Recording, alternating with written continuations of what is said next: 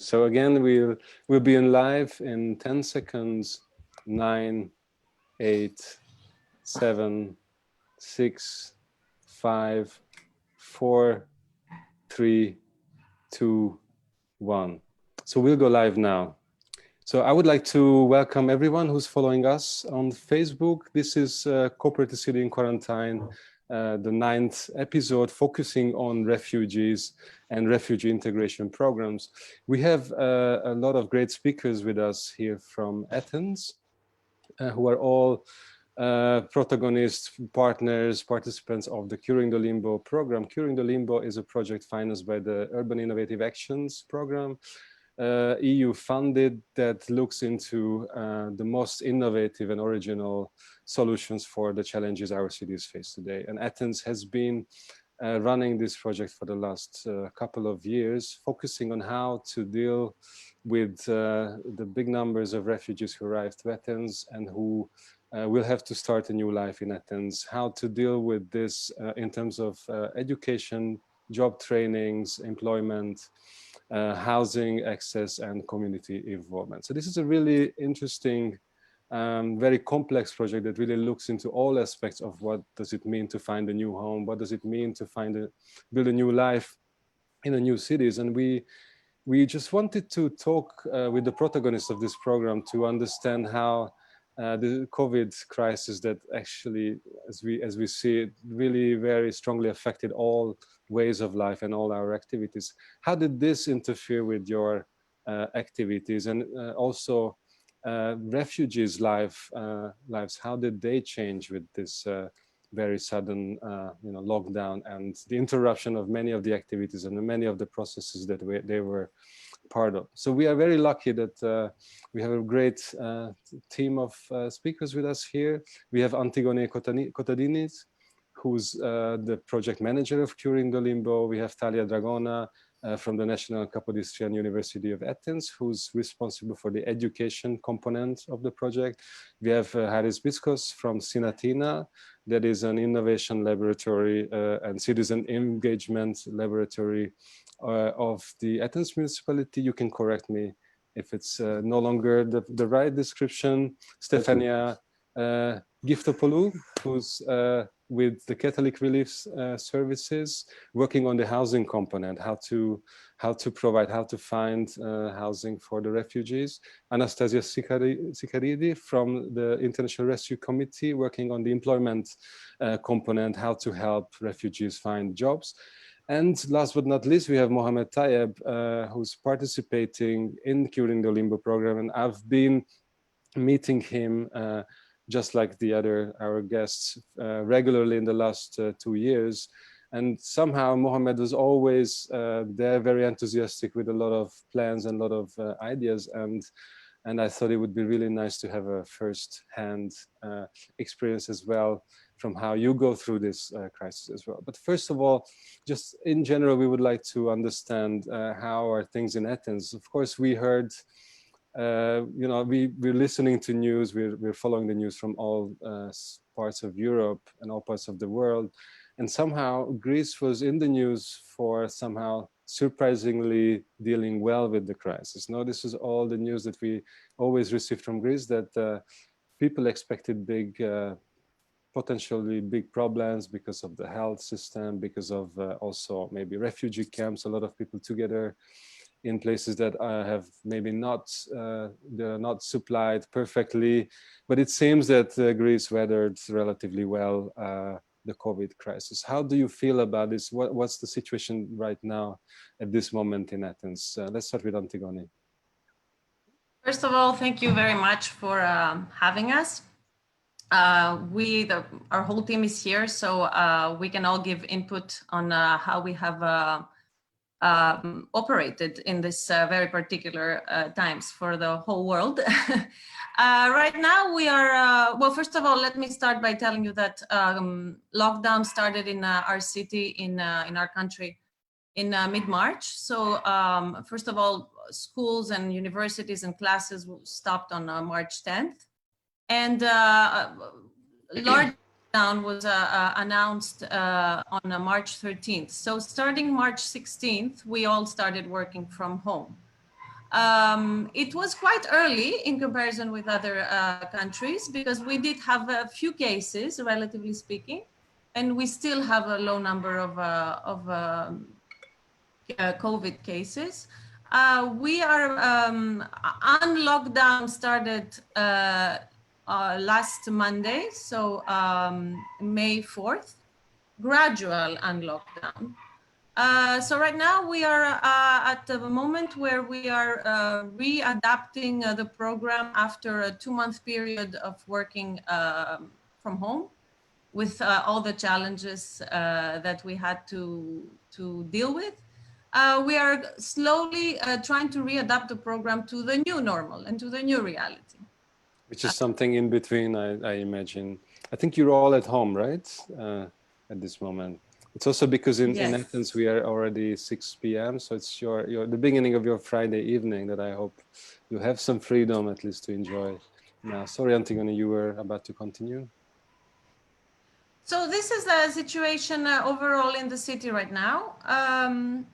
We managed somehow in this period to stay alive, to keep in touch with many people from our program, many participants, which was fantastic, even though we didn't have time to prepare for this. So lockdown came quite early, but it was sudden. It was still a sudden announcement. So we didn't have time to really organize this beforehand. But I think the team showed extreme resilience and capacity to adapt to teleworking. And a lot of people from the program were still able to stay in touch with us, which was fantastic given the situation. Let's stay a little bit still on the personal level so that we have the feel of how you're doing these days. Thalia, how did you live personally this last weeks, and how do you see now the situation? I think that like many others, it was a mixed experience. In the beginning, it was anxiety, it seemed endless. And I think that gradually we somehow went into some kind of apathy, that every kind of confinement entails this kind of apathy. So we went in this kind of apathy where time was sort of timeless. So time lost its property. It seemed very fast and very slow at the same time. And I think this was very disorienting of the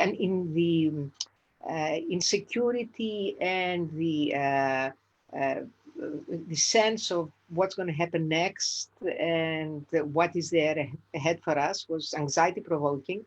And at the same time, being at home was some kind of institutionalization. People got into a certain anxiety when measures were delocked, because coming out meant another kind of adjustment. So I think it was a very complex kind of experience.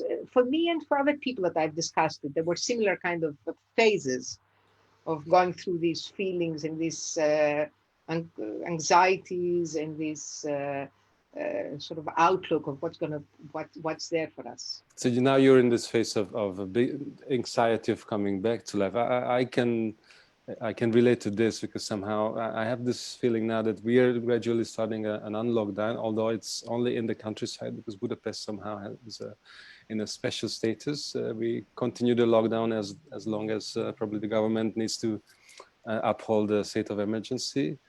Because if they, unlock everything, then why to keep up the state of emergency? But it feels like, there's so many things I thought I would do during this lockdown, and I didn't do any of those things. And and also, it feels like everybody had the time to do things that they always wanted to, but not me. But didn't manage to. When will this opportunity be there again? What about Haris? How did you deal with the situation? Where do you think things are now?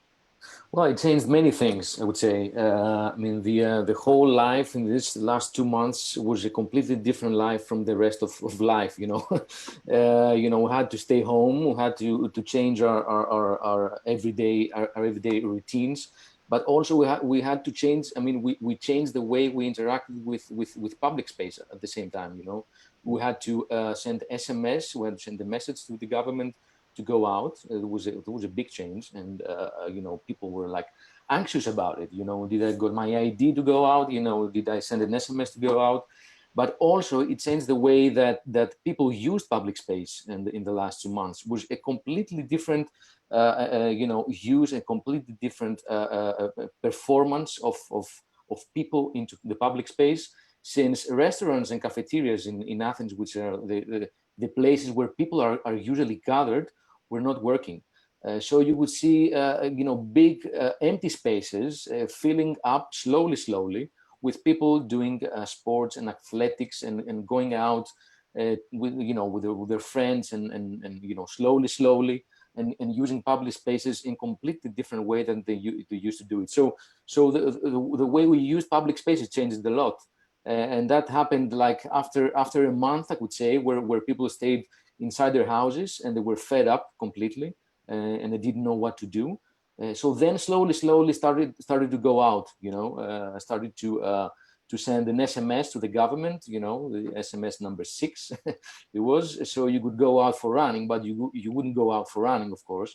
You know, this was a big change that I saw in Athens. Also, you know, the city feels completely different. It doesn't feel like a city anymore. You know, it didn't feel like a city anymore, but now it's changing a bit, right? It didn't feel like a city. You would hear the birds singing, and you would see no tourists around or all this anxiety outside in the streets. It was like living in a hybrid urban village, I would say, you know, with a village and a city at the same time. And I found that very, very interesting, to be honest. It's a friend of mine who lives in Florence, and she said that the first day of the unlockdown, she went for a walk. When the first day she could go on a walk with her son, and she said it's a once in a lifetime experience to see these cities without tourists, which is a very amazing situation. Just to finish the circle, Stefania, how's your Athens these days? Adding to what Haris was saying, I did fix my bike after 15 years. And it was really, what I found really nice is that when I was having evening walks, the streets were the people and with their kids and their bikes, and they were in the middle of the street. So in a way, people were reclaiming the streets and public space. I must admit it was a bit difficult for me. I missed contact with people, and it was a bit difficult for the housing team as well. So we, in the beginning, we wanted to have many online meetings, and we always had our cameras on to kind of see each other. And now we're again adopting to slowly going back. So you were kind of like in a collective reality show, sharing your man. That's an interesting solution. Yes, and all of us. we got to know our much better our colleagues, who has a cat, who has a dog, their children. Yeah, this is what we were discussing a little bit before, that suddenly you have an insight into, well, we have an insight into your apartments now. Anastasia, we don't see much of your apartment now. We see one picture a little bit, but oh yes, okay. So how's your Athens these days? Yeah, so I would have to agree with everybody else. I would have to say that at the beginning, there was a sense of heightened sort of feelings about everything. I think there was this constant stress of responding and ensuring that we're doing especially when it comes to work, like everything has to be said and everything has to be working perfectly and respond fast. So there were all of these meetings, and it was very heightened. Slowly, I also moved to this sort of feeling of apathy, but I didn't mind it. It was fine. I knew exactly what was happening. I knew I had to send my SMS. I could take my bike. I could go running. I think what I'm experiencing now is just this confusion, this transitionary mode. Like, I go outside and there's all of these cars and pollution, and it bothers me. And yet it is not compatible with how my life is, because my life is not adapted to this, because I can't be around a lot of people. So I don't accept this if I can't also be like this. So I think now it's just kind of confusing because I'm not exactly sure what to look forward to or how to behave in this transitionary period. That's very interesting. Yeah. So this is a moment when there's a lot of question marks, and this is the moment also when you might try to give different answers than previously to the same questions. Although it doesn't only depend on us, of course, it depends on a lot of other people as well. Sorry, did I interrupt you? No, that was it. Okay. And Mohamed, the last time I saw you, I was in actually your apartment where you're sitting now, and we talked a lot about how you use your neighborhood. No, we talked about that you go, there's this really nice market just in front of your house. You were engaged with the theater. You were starring, well, you were helping the production of Phantom of the Opera. So you had actually a really interesting trajectory in the last years when I started following you, and we talked about how you enjoyed your classes and you enjoyed the photography excursions and other kinds of activities. And suddenly there's this situation when a lot of things are in a way suspended. How did you deal with this, Mohamed, in the last weeks? Okay, thank you so much for inviting me. So at the beginning, I had a kind of shock when we stopped all things while I'm working with the people and a lot of audience in the Phantom of the Opera, as you know. But actually, I accept that, and we all go home. Actually, at the beginning, I feel so bad, and to be at home and to be locked down. But safety first. This is what I mean on and all people. So at the beginning, people of Athens invite us to start working and to be in our groups that we will do for coming months. So I start joining in a video calls and meetings with the projects that we did. And yeah, the first thing. Also, I did a kind of quarantine photography at home, how daily life. So I got a lot of photographs, and yeah, I think we will almost finish this project. Yeah, another things, I did some sports, 1 hour, half every day, outside running. So as the people before mentioned, it's quite hard to empty streets you see, and you go for running for yourself alone. Yeah, and it's at home. I'm just seeing some movies, yeah, on YouTube. Yeah, I discovered more my home because as you see before, no, it's new, and I read some books. So it's something that we will not see it anymore. Yeah, I hope so. using your time. Yeah. Well, I hope you won't have always so much time on your disposition at home. It's very interesting because Mohamed already hinted to some of the work. So you were invited into some groups. I saw on Facebook some snapshots of some meetings with some other partners of Curing the Limbo. And maybe it's time to talk a little bit about the Curing the Limbo as a complex project that includes a number of different elements. Because you collectively, when you put together this project, you conceived people's trajectory. People like Mohamed would go through a trajectory that includes education, so they would learn languages, they would learn different kinds of skills, audiovisual activities, eventually informatics and related things. You would go to job training, so you would learn about how to find a job, how to prepare yourself, how to get ready for interviews, what are your skills, what are the things you're most interested in. You would engage in searching for housing with the help of the housing team.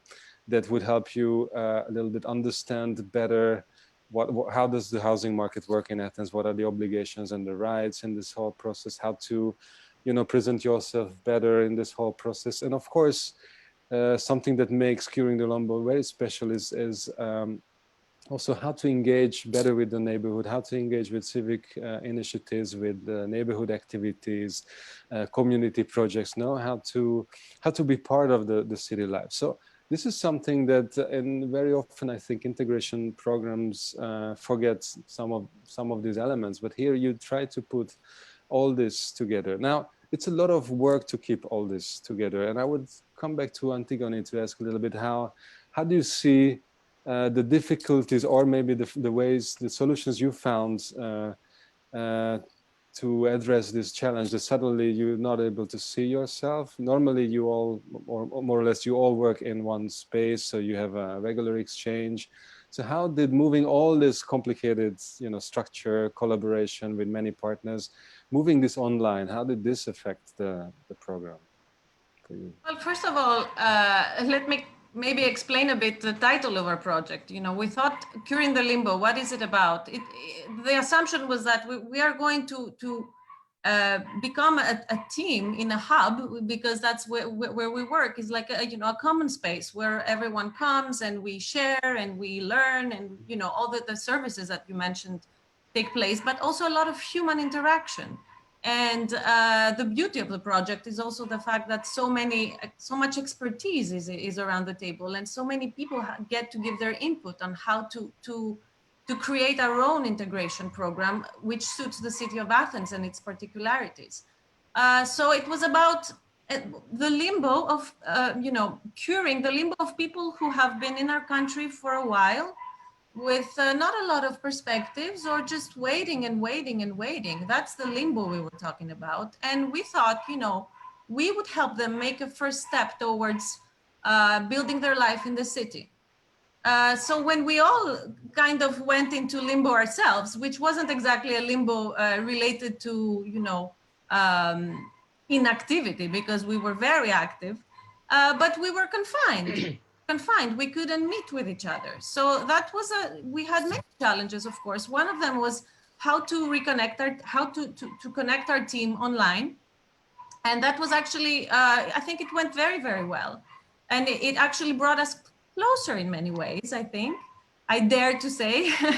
In what sense? I'm really curious of this. In the sense that we realized we had maybe a little extra time to discuss gaps in the program, or things like that, or to redefine how we all connect, or to, many meetings gave us more space to discuss, which we don't always have the time in person.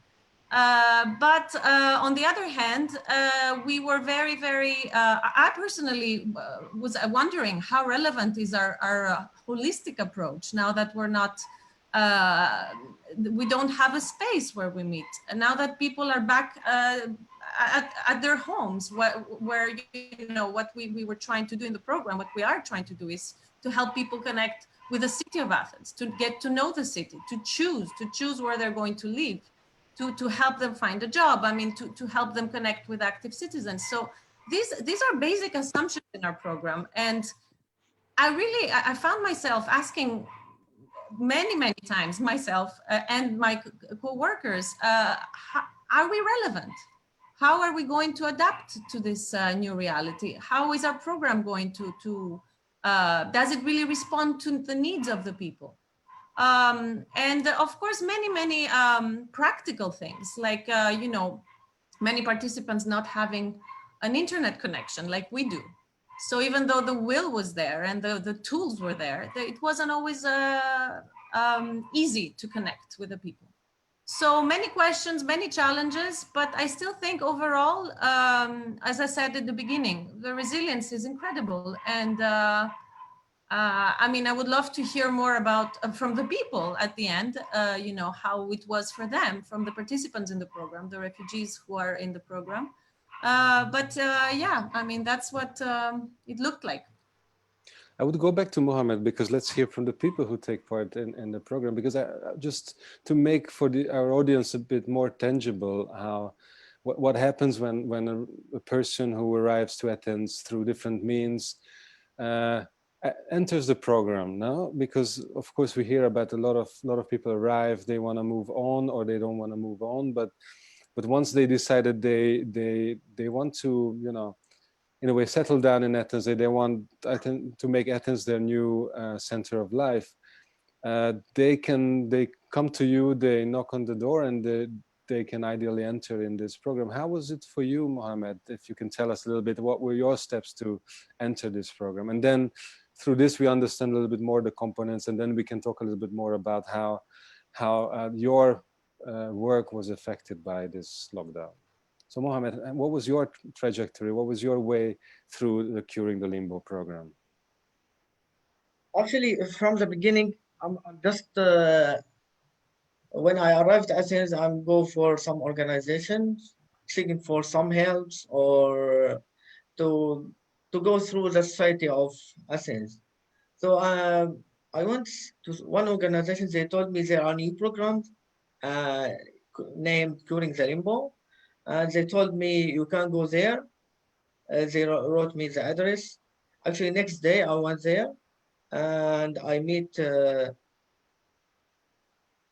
They made me an appointment and to come and to write my information there.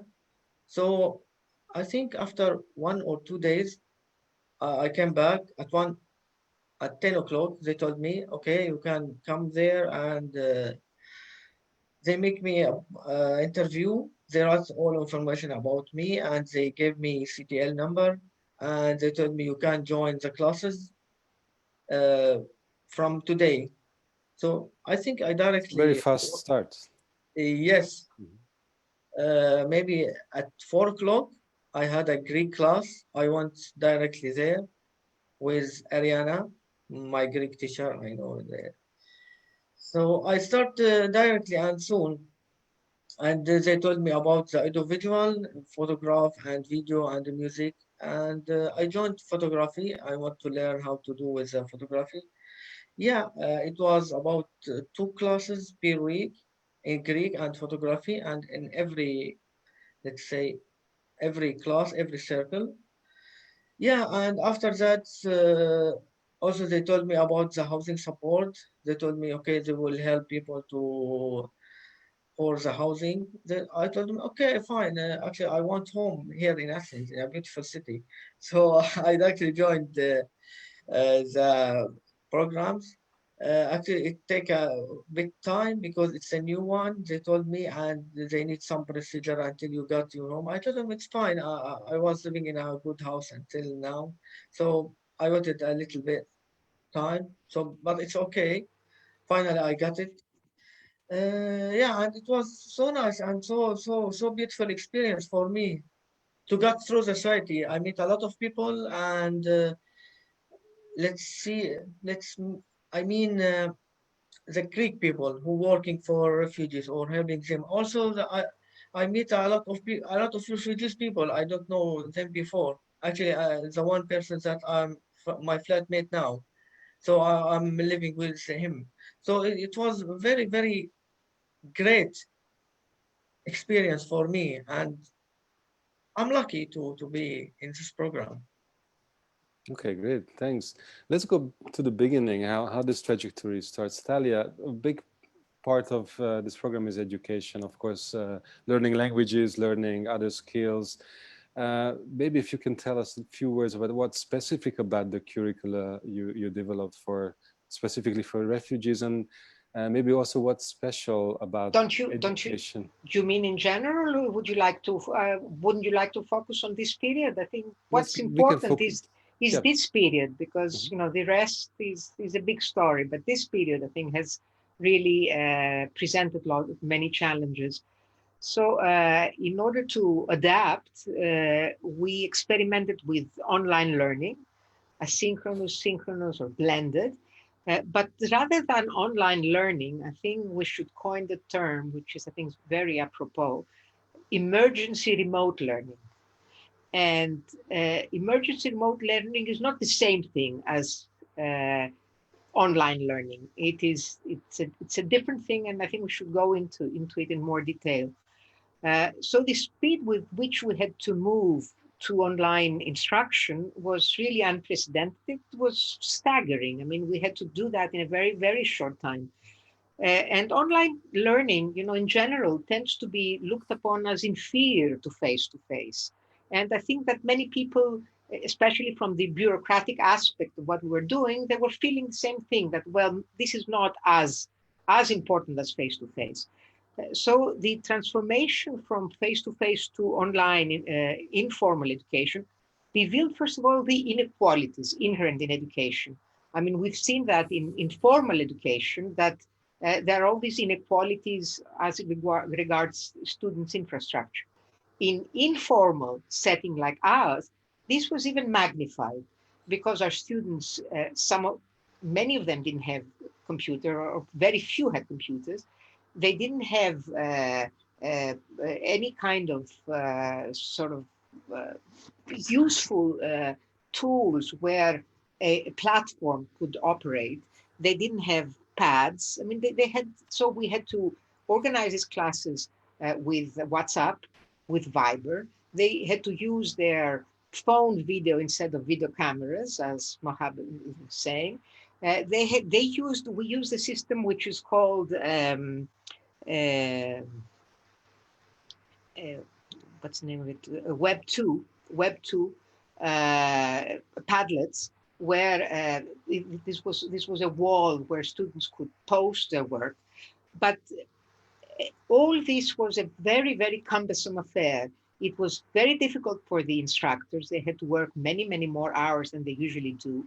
They had to cater. First of all, they had to find those students. They had to track those students. Then they had to adapt to individual needs, to their availability.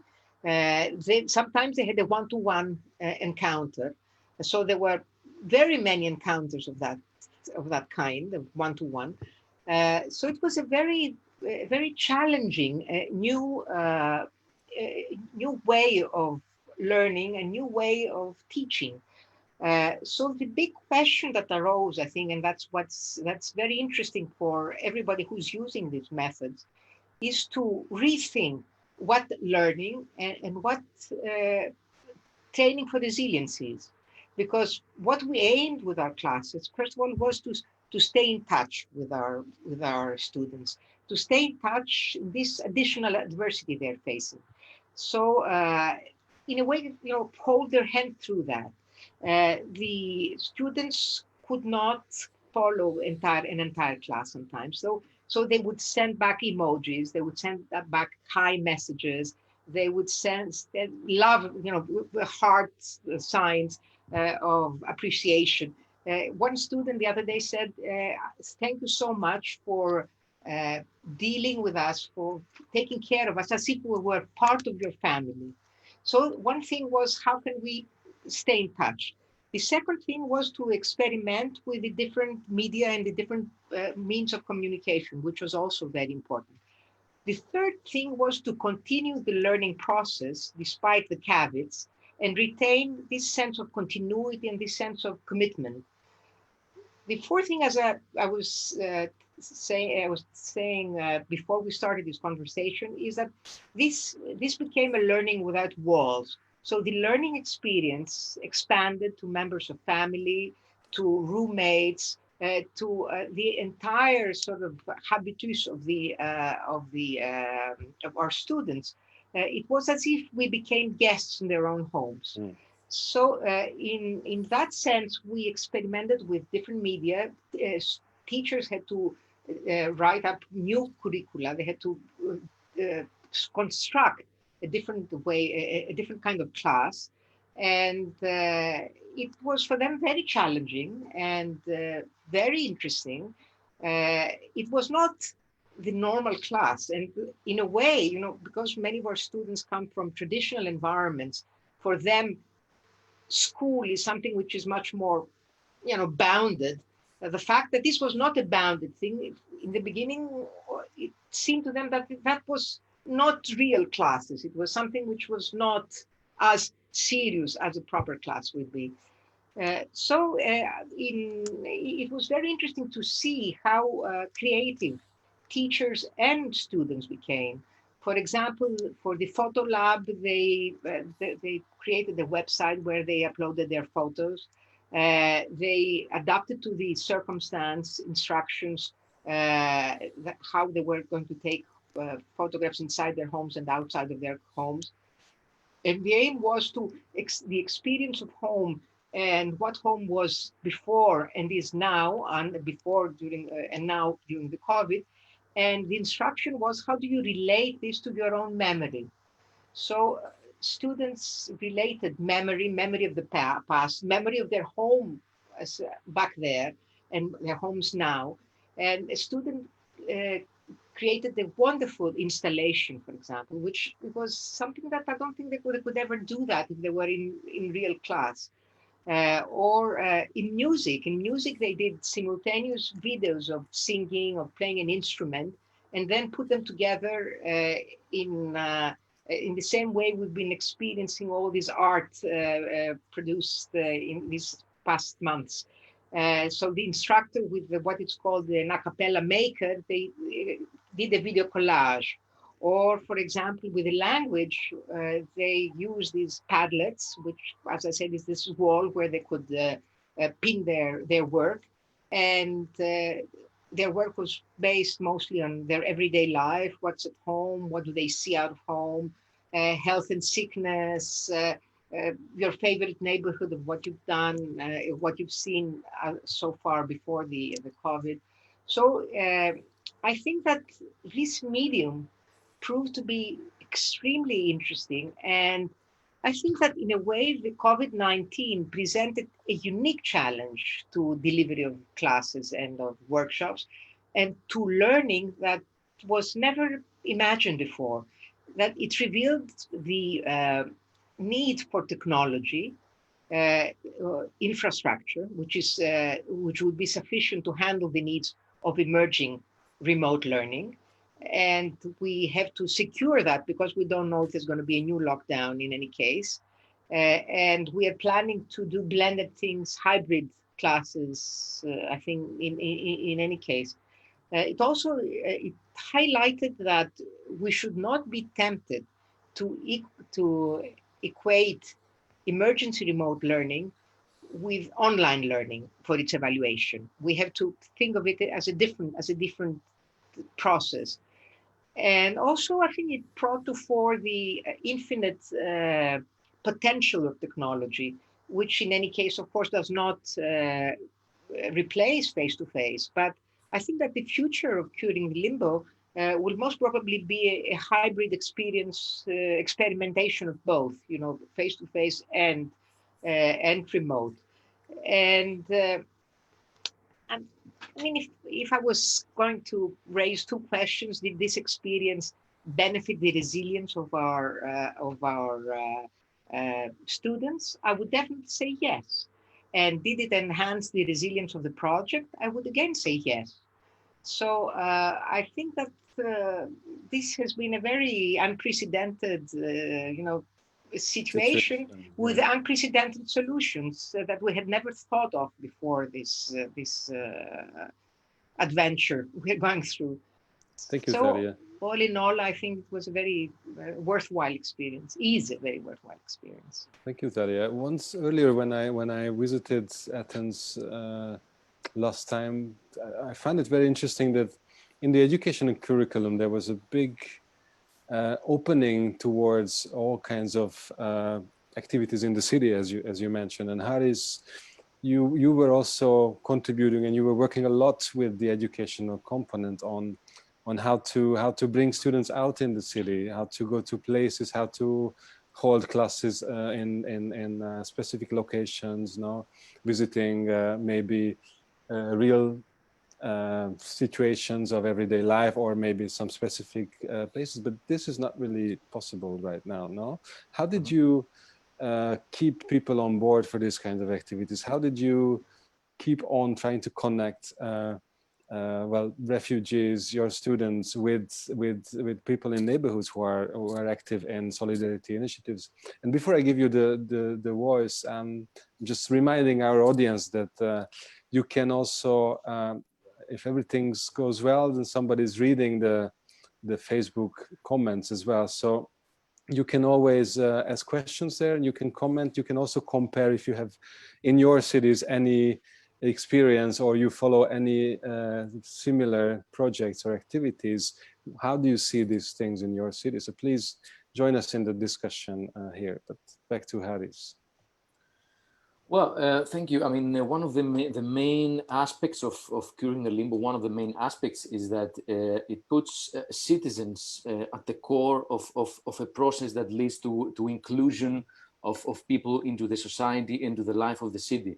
So we have been investing a lot into the citizens of Athens, and the virus period, the coronavirus period, actually hit us amidst this process.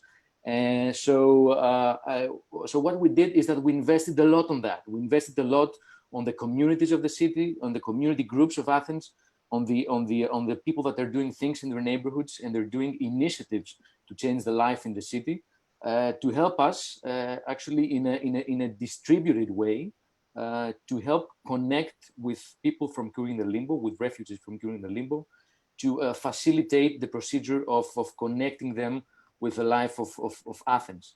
In Athens, we have a recent, very strong story and history of activity in public space, and a story of several initiatives activated into the Athenian, into the landscape of Athens. They're trying to inclusively change several things that are emerging as contemporary challenges in the neighborhoods. What we did is that we connected people from curing the limbo with these initiatives, with such initiatives, and in a completely distributed way, we coordinated this communication and this connection, so to make sure that people are communicating together, and together they're thinking about how to change life in the city, which is one of the aspects of curing the limbo. What we did is that we empower and we support collaborative activities in Athens, activities that are developed, designed, and implemented together with refugees and locals to change things in the neighborhoods. So Athenians, people from Athens, people that know Athens very well, and people from curing the limbo that do not know very well Athens, they sat down together and they communicated together. They attended several events and workshops that we organized through the digital media, through the Zoom tools, and also Facebook group events. And they sat together and started thinking about activities that can change the city. Of course, this is very challenging today because the context is changing, right? Is mutating. Cities is changing. It's been transformed. The way you act in the city is not the same like 2 months ago. The way you plan an activity in a neighborhood is not going to be the same like 2 months ago. So dealing with the new circumstances, dealing with a new context is a very challenging challenging procedure on top of all the other procedures that we're testing in curing the limbo. But I think this is a creative process, a process that we are going to experiment together. But I think that this together is something that we invested a lot during the period of COVID, is to bring people together. Together they think about Athens, the future of Athens, right?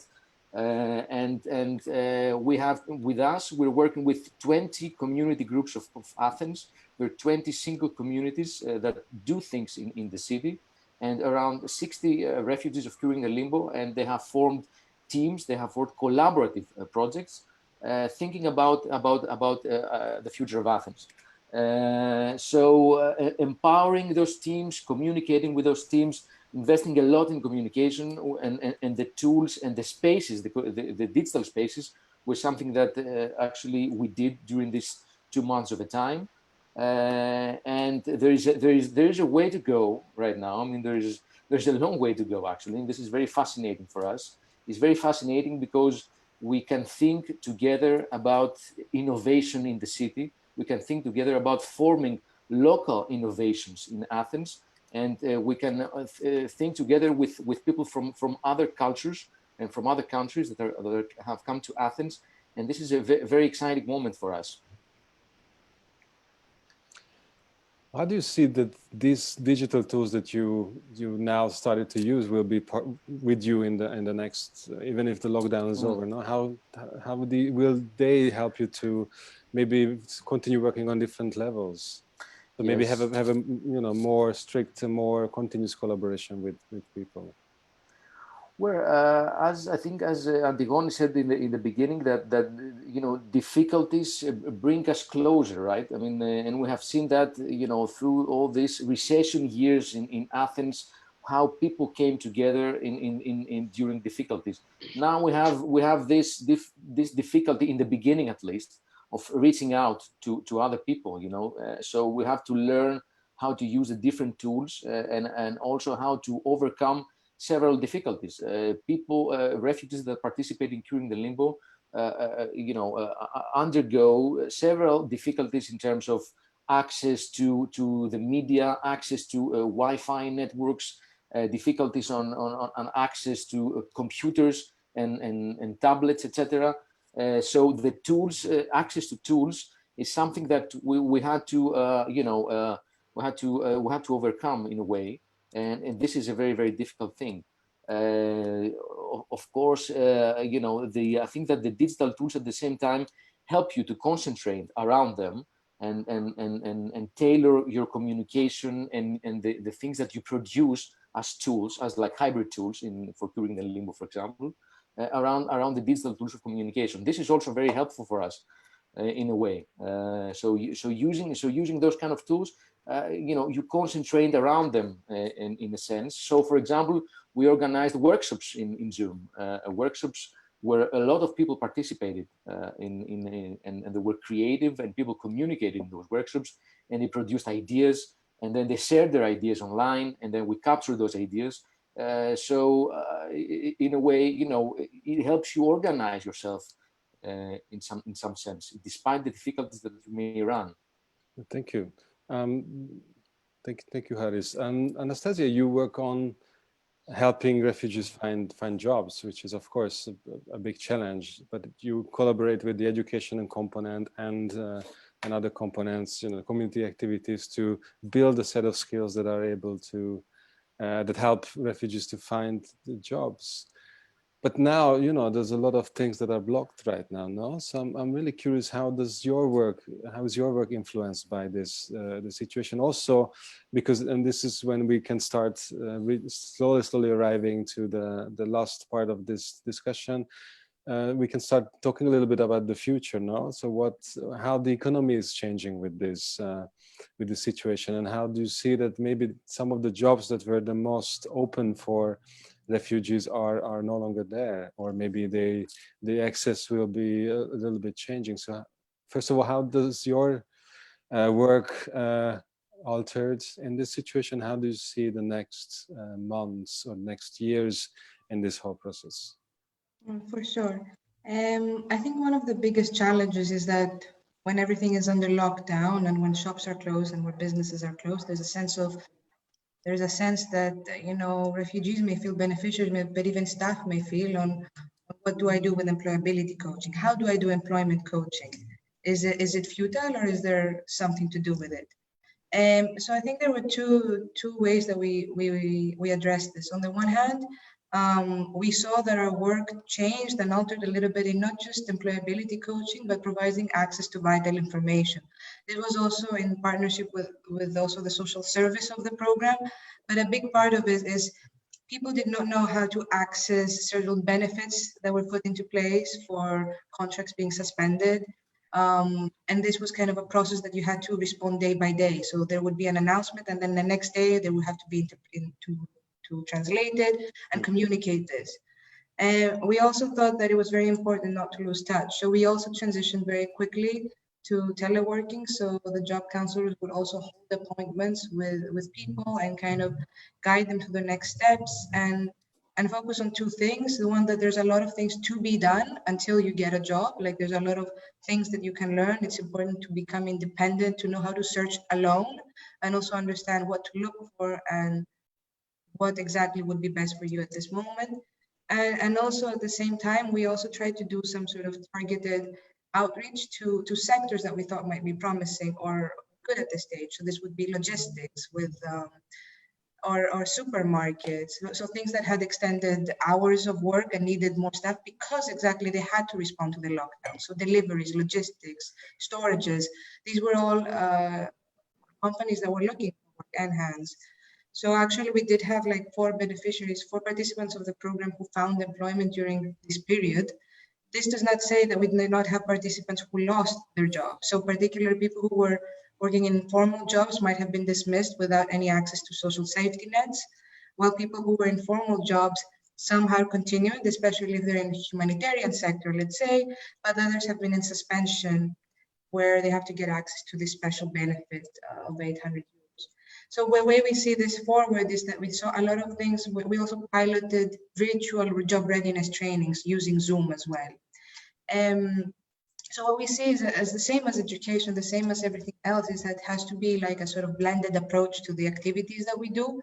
Like there's certain things that it's important to have a face-to-face contact, but other things, doing them remotely is also a sense of practice. Like interviewing somebody on the phone as a mock interview is much more effective at this situation than it would be as on the other hand. And we have to also understand that what we were hoping would be very promising and what we know is promising. A lot of our people get jobs in the tourism sector, seasonal jobs. This is not going to happen at the scale that it would have. This is not to say we had one participant actually being offered a job as a kitchen assistant at a hotel in an island. That doesn't mean, however, that we don't know exactly how this will work. And we definitely know that it's not going to be to the scale that it was. So again, this is something that we always say in our service. We are not here to get you a job now or tomorrow. We try to give you the information that we have on how to look for it. And other than that, people should be on their own and really focus on surpassing challenges that they can surpass, like trying to learn the language, trying to understand, trying to coordinate and be more autonomous. So we see a bit of a restructuring of the economy, while certain jobs that were really open for refugees might be disappearing, or at least less of them. But then there are others that are emerging because there's more demand for... Like the agricultural sector, where workers, for example, who would come to Greece are not able to come. So there's an opening in that. We should, however, point out that we are in Attica, so we are in Athens, and these jobs are outside of Greece. And the same as seasonal jobs, it really depends on whether people are willing to relocate, especially if they have family. Okay. Yeah. Can I just jump to Mohamed and ask you a little bit about how, because you had a very, let's say, very specific, very special trajectory when you actually ended up working in a theater, helping a production. How is the theater doing right now? I guess probably it's completely shut down for the moment. How do you see your chances and perspectives with the theater? Actually, at theater, there's no news about it, and it's totally closed. But actually, I did a contract for 4 months, and I don't know if we renew or something like that. But until now, there's no news. But last week, I got a good news from another sector. It's from I did a interview in teleperformance, and they accept me for a new job for next month. So this is a good news away from the theater. I would like to stay working in theater sectors, but I should, as you said and other colleagues said, to adapt yourself for something different than for a new things happening. So I applied for this job, and I did interview as I mentioned before, and they accept me. And I think we will start training for next month. So this is. So you need to stand on more feet, because you cannot wait forever for the theater to reopen. So you want to be a bit more stable, different possibilities. Exactly. Mm-hmm. and I'm staying in touch with the people of theaters. If something that I can do, let's say, plan B or plan C, let's say, in afternoon job, I will do it. So all options are on. Okay, great. Say. So we hope you can soon go back to the theater, because we remember that you really enjoyed that part. To finish with this round, I would move to Stefania on the housing issue, no? Because in housing, we saw when you conceived this project, of course, tourism in Athens was not as significant as, let's say, 1 year ago. So your work was basically looking for owners willing to contribute with their apartments to the program. But of course, in the meanwhile, tourism and short-term rentals, Airbnb, drastically reduced the number of available apartments, empty building, etc., etc. Still, you found a lot of different owners, institutional and private owners, who were willing to join the program. But now we entering in a new phase, maybe, where that kind of maybe the use of Airbnb apartments probably dropped radically in the last months everywhere in the world, I guess. So there might be a new housing situation in Athens. But also your daily work that is about visiting apartments, speaking with people, speaking with owners.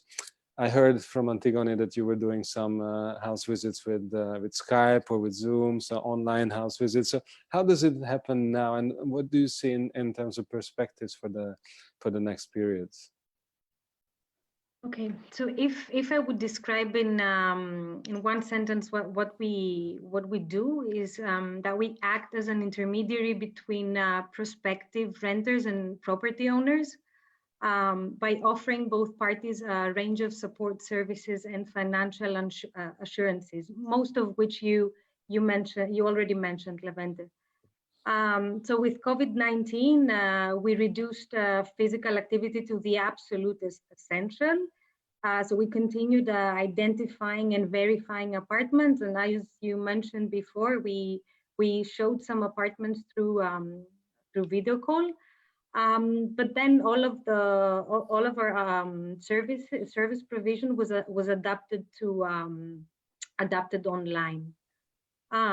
So we had to create really fast new means of communications with people, WhatsApp groups, and to incorporate new tools to continue delivering our services like Zoom, e-banking, downloading bank applications on our phones. That's a fun fact also, because our team had to test transferring money from one bank account to the other and share the bank statement to a third person to know how to do it. And so then once we found out how to do it, we shared the instructions to the people. So we all learned a new skill. Now, in terms of tourism, it's true that tourism is somehow on hold now, and we do see an increase in long-term rentals, especially in smaller size apartments. But these, from the discussions we have with the homeowners, it's mostly until September. So I think it's very early to say what the effect is going to be on Airbnb. But it's true, we have seen an increase, and we have seen a small drop in rent prices as well. Okay, so there's hope for a more accessible housing market, hopefully, that can also facilitate your work as well. We have some questions. I'm sorry, we'll run a few minutes more because there's so many interesting things that you tell us. But we have a few questions from the Facebook chat. Manuela asks about speaking of socially more fragile subjects in education, could there be consequences for the ability of children to socialize and empathize caused by the prevalence of this digital form of education? And then she continues, on the one hand, the new perception of home seems to arise as a place where the education process takes place, but doesn't this also risk exposing the most introverted?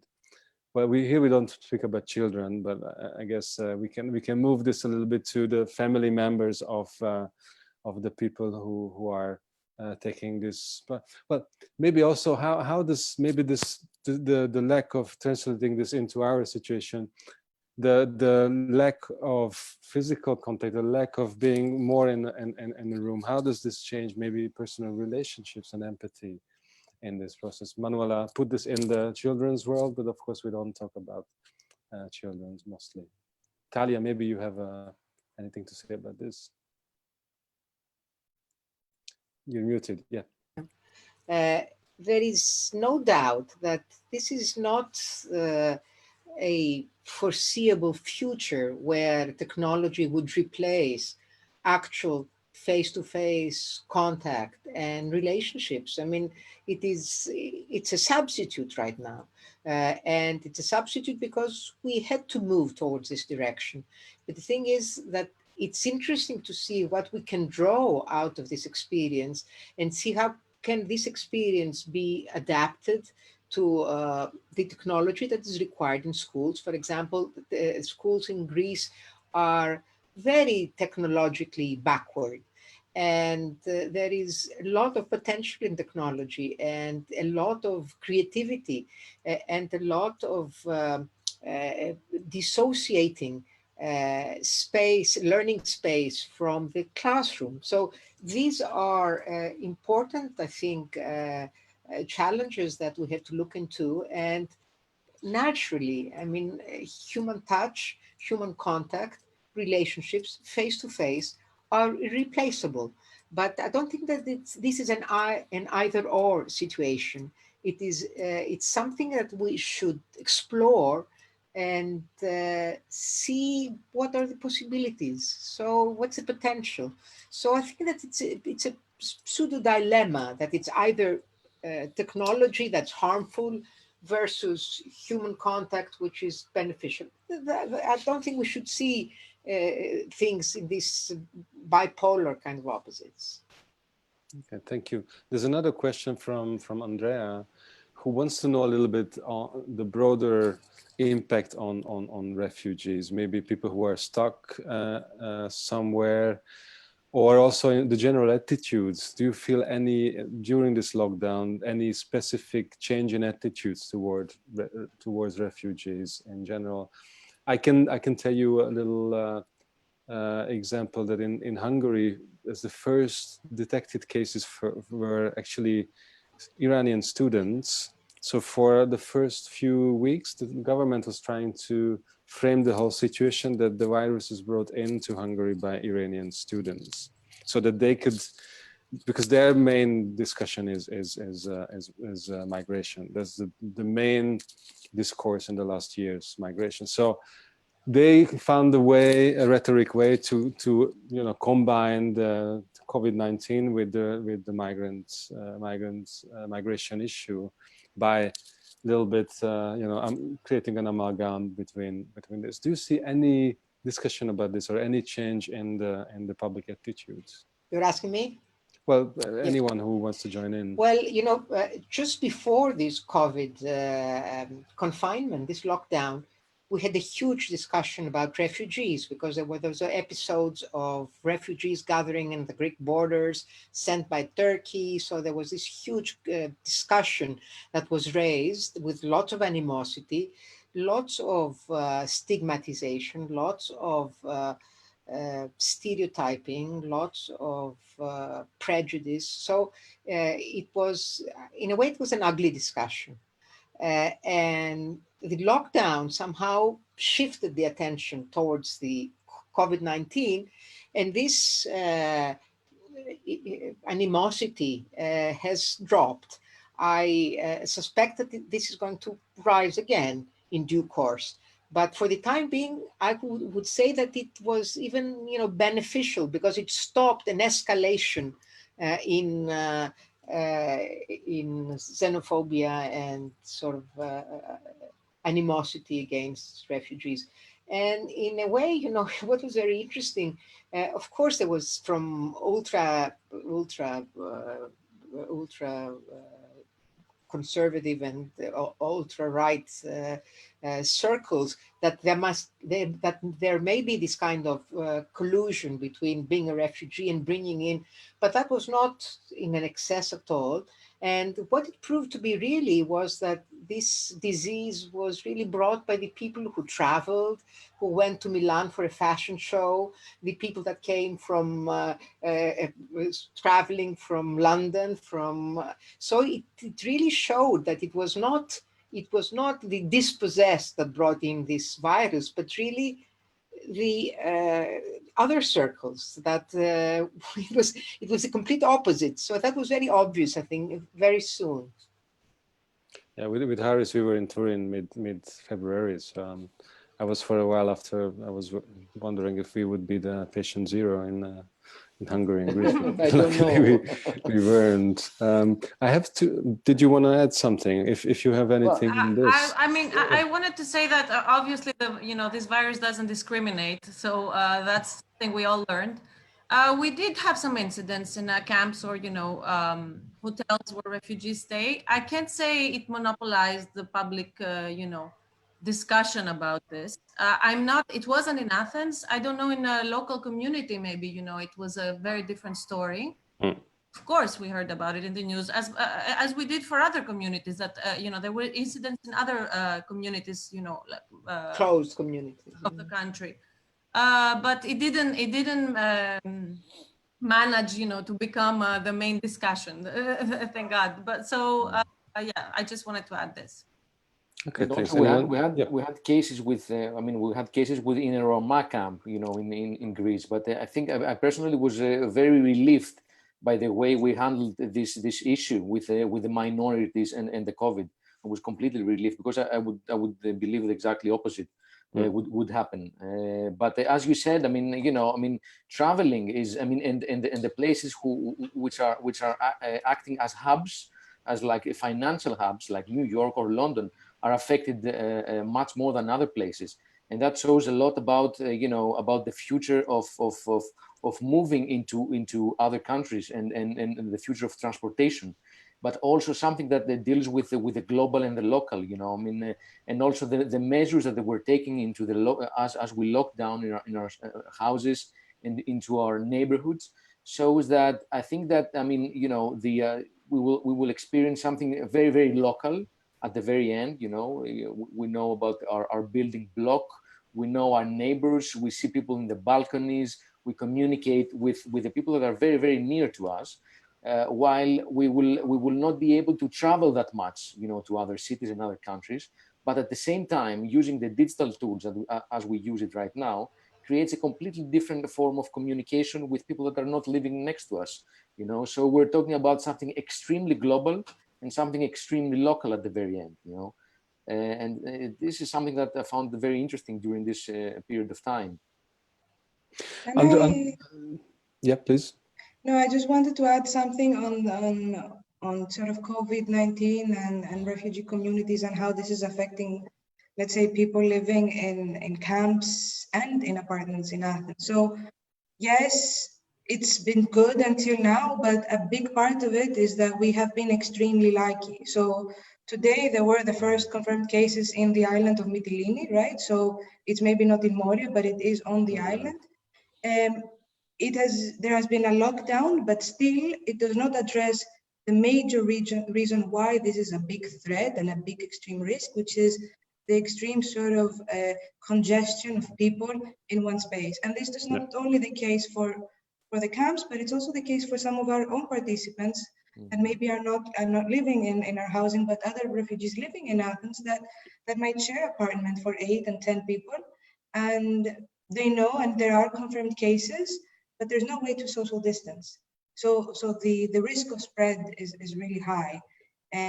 But for sure, it shifted this transition from all of this that was happening. Still, however, it is a very difficult time, I think, in the country to talk about integration publicly. Andreas asking as well, that he's saying that we cannot ignore the rise of attacks towards refugees in the camps, and he's asking how is police behaving towards refugees, and what do you do to denounce this?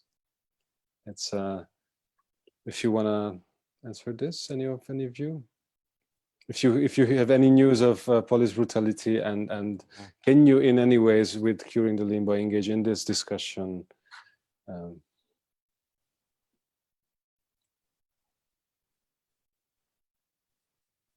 Or we can come back to this later. I wanted to have two more questions before the end. It's a little bit that we hear everywhere in Europe that a lot of solidarity is born from the situations. Now, Athens, we had a few weeks ago somebody from Athens who said that, look, we have the advantage that we already have the solidarity mechanisms in place. So I would ask first Haris about how do you see that this kind of community activities will be strengthened by this this new situation where another kind of solidarity is needed, or actually this is very much a similar situation where food is needed, food distribution is needed. So there's a lot of similarities in a way. How do you think this is going to strengthen these initiatives? How do you think the Athens civil society will learn from this? And then I would finish with Antigone, asking a little bit, what do you think Curing the Limbo, the project, learns from this? Well, these months. How do you think the project will be expanded, enriched, or put in certain risk or different complications based on what you experienced? Let's start with Haris first. Well, yes, definitely. I mean, there's been a lot of activity during these months from Athens community groups and the social initiatives in the city regarding, I mean, challenging and responding to this crisis and the needs that were produced out of this crisis. We had many initiatives around. I mean, we had many initiatives around many things. Food distribution was the one. The other was about, you know, generating, creating and producing safety masks and shoeing. And other initiatives that had to do with blood giving or responding to any kind of social need, actually. So the activity in Athens, I mean, the community groups in Athens that have been born out of this, you know, 10 years or 12 years of recession and difficult times, responded quite well, I would say, in the burst of COVID during the last couple of months. I'd say that many of these efforts were scaled up and grown up, and we saw that happening into with specific examples. So I would say that yes, this period of time will help experiment more and grow up more and scale up more the efforts of the citizens to respond to all these kind of issues. And I'd say that it will give more ground to citizen groups to find solutions, because we have seen the last decade that the citizens groups have been able to think in innovative ways and find solutions that the state or the city government or the state government could not see, actually. So I hope and I believe that the innovativeness will emerge slowly out of these citizens' initiatives, and that is going to be something that our city is going to win out of, you know. Okay, sorry, I lost 1 second from this, but yeah, yes, you just about. I think yeah, it's going to be a positive thing for the city. You know, innovativeness is going to emerge out of initiatives, as we have seen that happening in the past, right? And seeing all these solidarity groups responding to something that is very urgent, I think and I foresee that this will turn into innovation in some day and in some ways. And we in Curing the Limbo, we have been investing on that.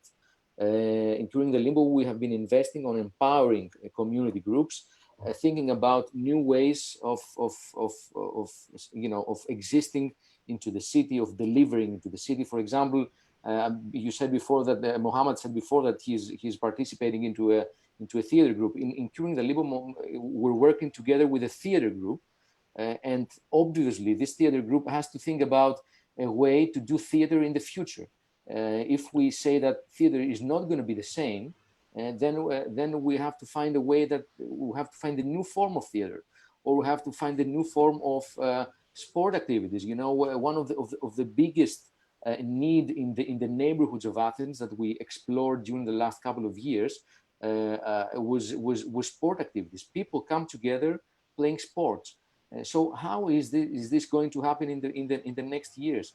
And including the Limbo, we're investing on that. We're investing on thinking about new forms of collective activities in the city that will respond into local needs. And we hope that there is going to be innovation out of this thinking and out of these tests and experiments in Athens, collective experiments in Athens. Thank you, Haris. We can come back to this in a few months or a year's time to see what happened. And I would give over to Antigone just a little bit. Yes. What did Curing the Limbo gain from this was the question, right? Yep. We are a lucky group of people here, you know, because we work for a pilot project, which means that we are really used to changing, you know, our path or our methodology, and we have the reflex to adapt, which was a very big plus, you know, for our team. I think what we gained is certainly, you know, commitment. You know, we managed to stay in touch with a lot of people, and I think we all realized how committed we are to this project, to this, you know, what we do. And I think, you know, the people who also managed to stay in touch with us are also committed. So this is really fantastic. You know, I think it reminds us that what we all are doing here is great. We like it. Even though, you know, we have all the technical difficulties which we are trying to overcome to be able to, you know, have a plan B. So commitment is definitely something we gained from this. I mean, realizing how committed we are. And then I think transporting the whole process or all the services or everything we do in the online sphere also allows us eventually to include more people, you know, more people who were not able to join us in our offices. Or it gives you basically a larger outreach. It gives us tools to connect with many, many more people than we initially thought, by taking for granted that, you know, we will all be sharing a space. I mean, who would have thought of this? So I think those two, I mean, other than the things I mentioned before, how, you know, we learned to, we connected better between each other. I think at the end, we're going to have great tools for any integration program, you know, things that can happen online. I mean, can be, we're here to share this information with everyone who's interested in integration programs. And this gave us a great opportunity to test new ways to connect to people. So I think we're lucky. Thank you, Antigone. And everyone who wants to follow the project can look at the curingthelimbo.gr website, where there's a lot of updates, and also the Urban Innovative Actions website. I would just like to give the chance, before finishing these discussions, we're running really late, to Mohamed, Anastasia, Thalia, and Stefania. If you want to just have one sentence on what you think you professionally learned, or your part in the project learned from this period. Many of you already mentioned many of these things. I think that this was a test of resilience. It was a test of resilience of the refugees. We've been trying to build on the refugees' resilience, and this was an extra adversity. So this was a very big challenge on that resilience. The other level of resilience was the project itself. So will this project survive? Will the project adapt? And the third is the resilience of the city. So I think that there were three levels of working on resilience. And also resilience is something that it doesn't mean that you avoid sort of pain and you avoid difficulties. I mean, resilience is a lesson in adapting, but it is through these difficulties that in circumstances that really empowers both the person and the system. So in that sense, this was a test of resilience. I don't think that we can really assess with hard data if we manage to do that. But I think that each one of us that is contributing to this project has, in a way, soft data that points out that this resilience is being worked at. Thank you. Anyone else on this?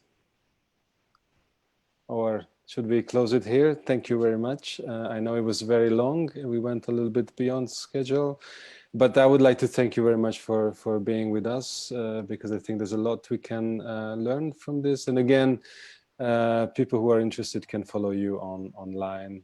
Your activities and the project is still running for quite a bit.